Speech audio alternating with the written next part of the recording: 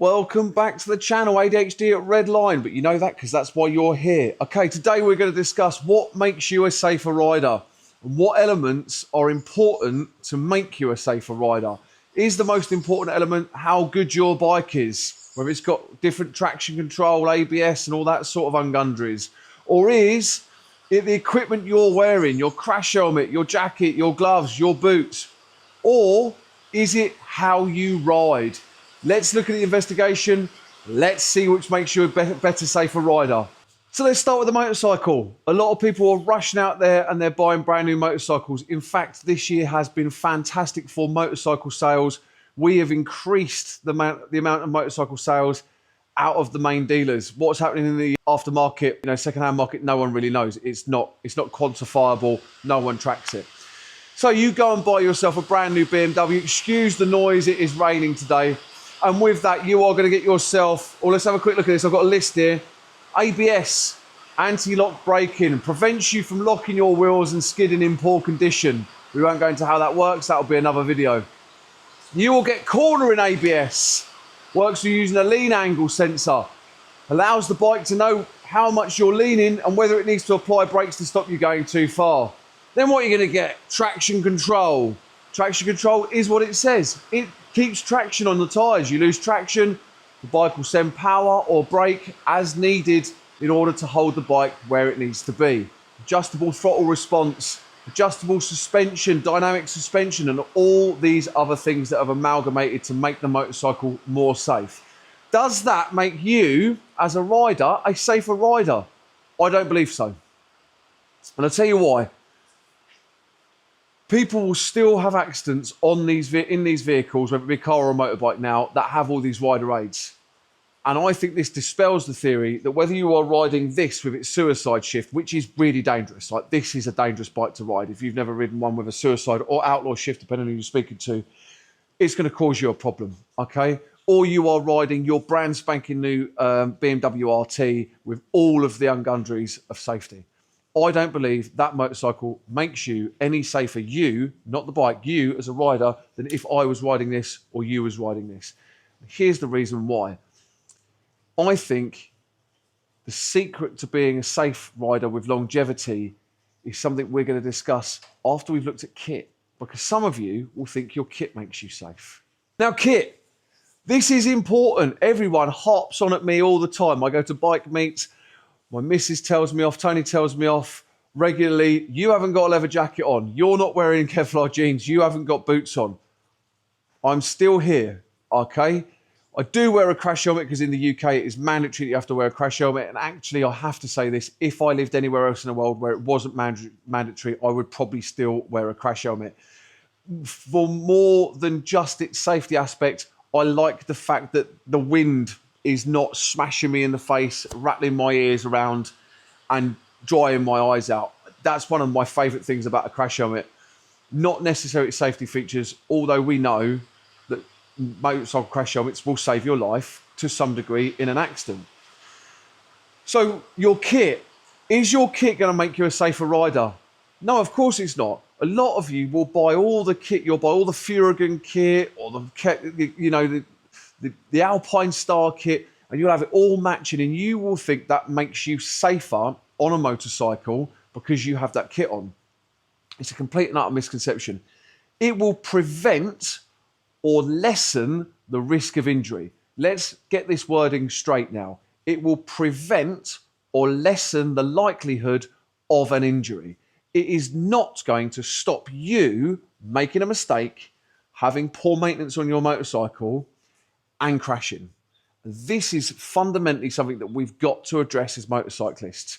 I don't care what bike you ride, I don't care what kit you've got, it doesn't make you a safer motorcyclist.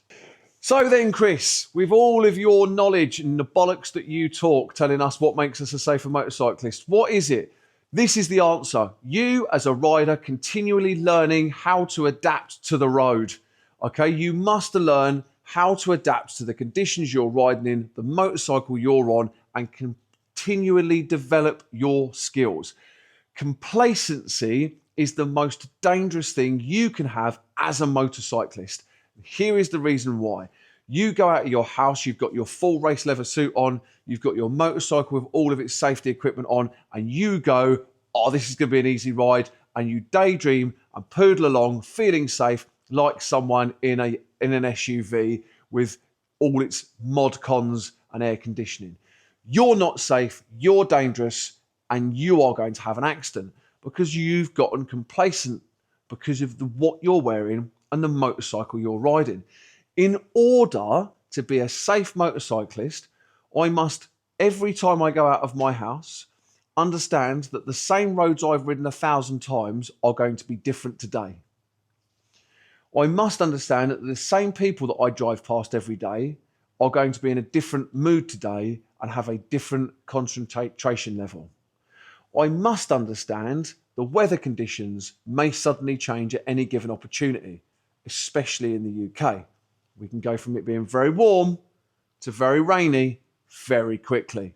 When I ride my motorcycle, I'm not thinking about where I'm going or what conversation I had with what customer or whom before I got on the bike. I'm concentrating on several factors.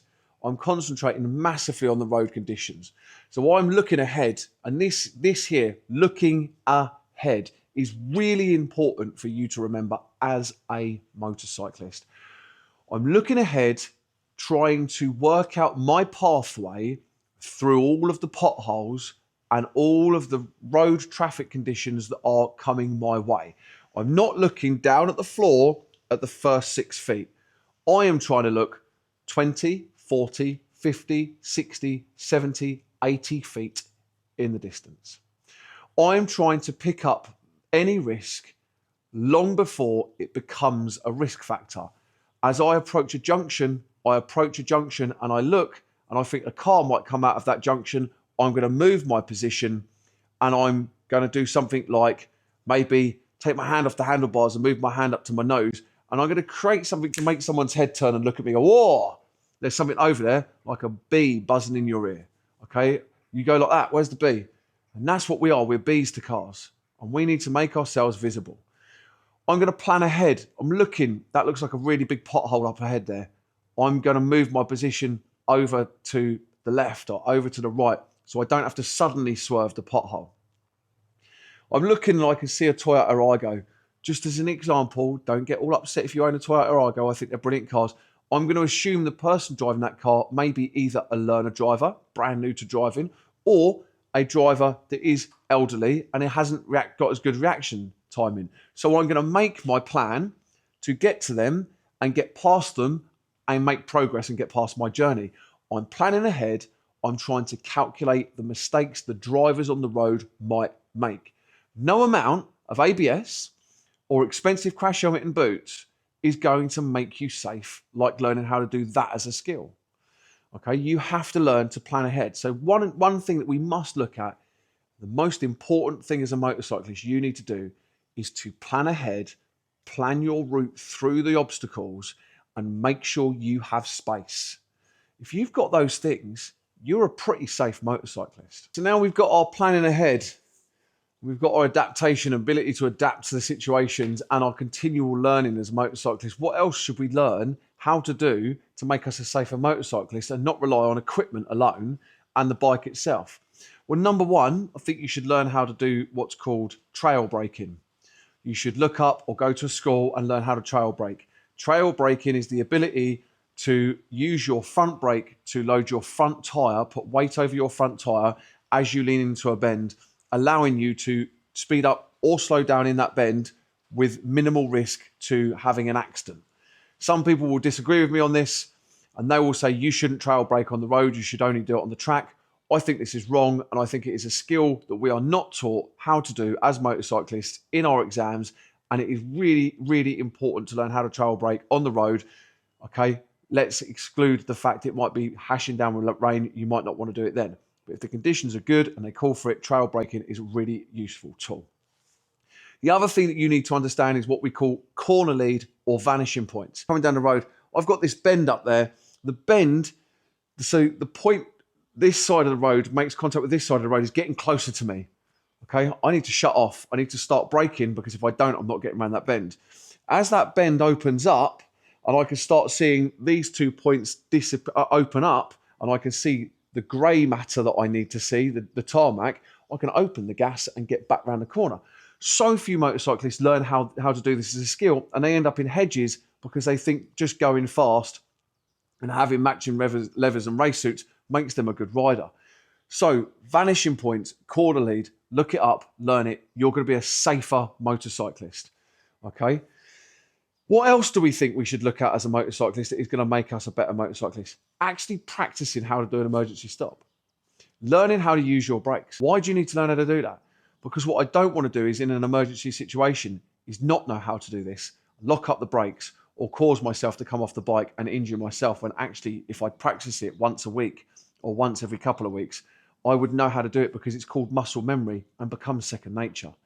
You might panic as a rider, even an experienced rider, because you've not practiced it, and you might forget to shut off the throttle, or you might forget which brake you should apply first because you haven't practiced it. You might forget the simple drill: off gas, front brake, rear brake, and at the very last second, if you have to and you're quick enough, pull the clutch in. Otherwise, don't worry about the clutch, because stalling the bike in an emergency stop doesn't matter. I personally like to practice pulling my clutch in, because once I've done the emergency stop, I might need to then look over my shoulder and get out of the way, because I can't trust the traffic behind me is stopped. So practice your emergency stop. You never ever know when you're going to need it.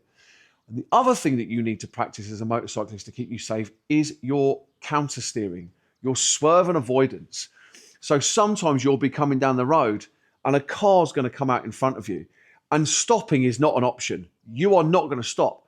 But if you slam on the opposite lock, you'll drop the bike down, and then you bring it back around the other side. You're going to come round that incident. You're going to swerve and avoid it. Now, this is taught in modern motorcycle schools in the UK.